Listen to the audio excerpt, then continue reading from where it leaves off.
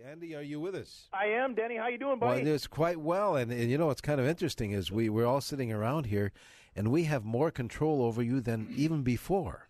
I can just put you on hold. I'm wearing flip-flops. I'm on the dock. Oh, nice. It's tough duty then. Yeah, no, we're actually up here all the way up in Cross Lake, and I tell you what, it's hard to beat the morning we're having. It's beautiful and sunny, and the coffee tastes better when it's beautiful outside. Yeah, that's true. It does.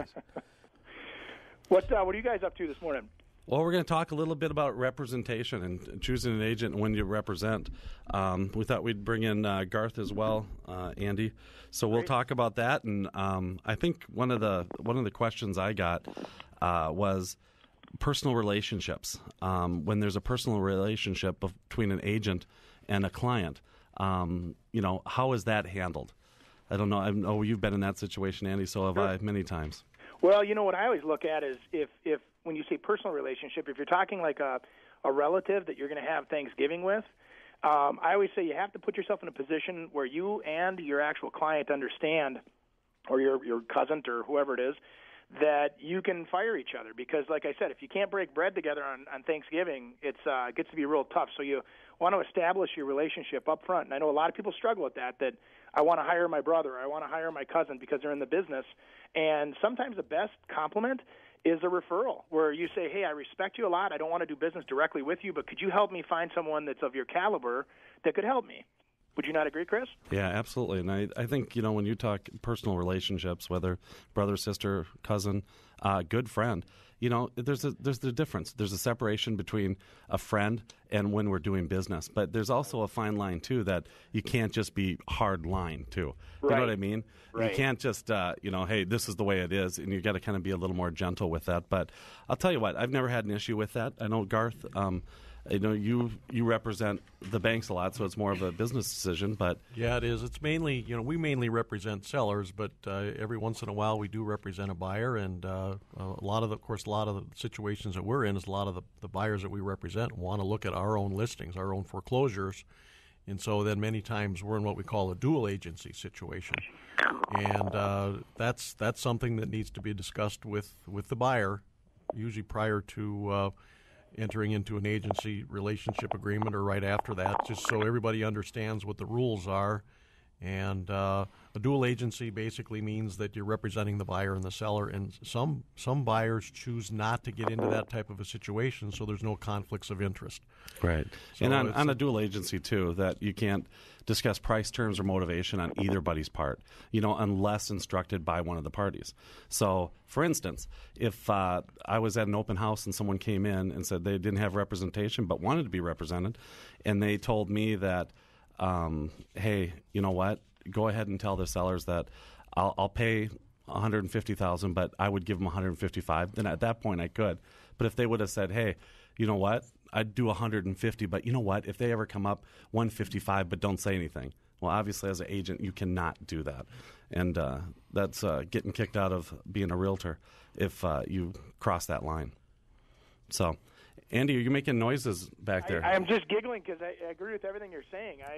It's kind of neat, actually, being away from the studio because you actually pay attention to what everybody's saying. So now we know. It's been confirmed, Eddie. We knew he didn't listen when he was here.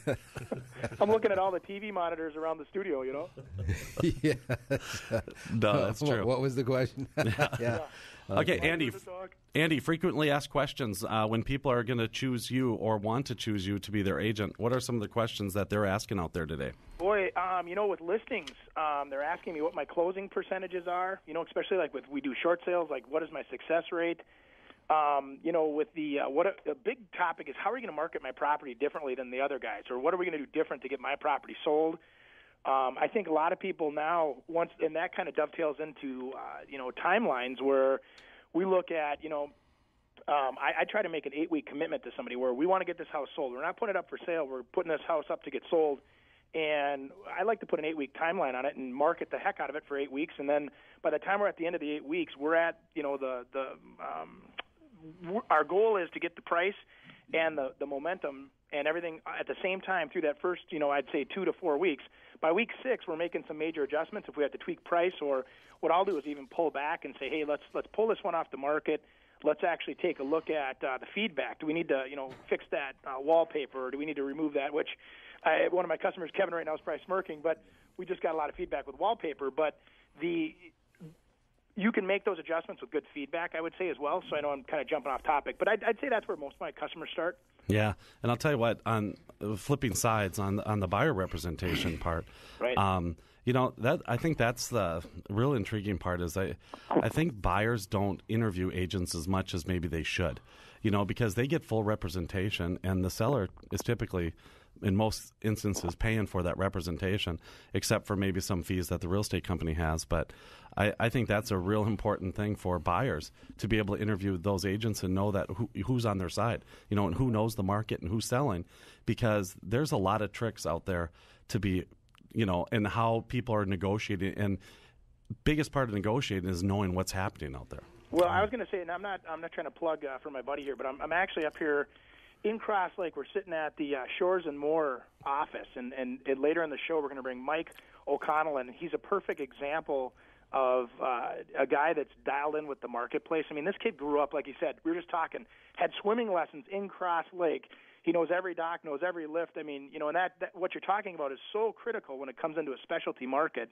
And but yeah, that's the Larson Group up here with Shores and More. So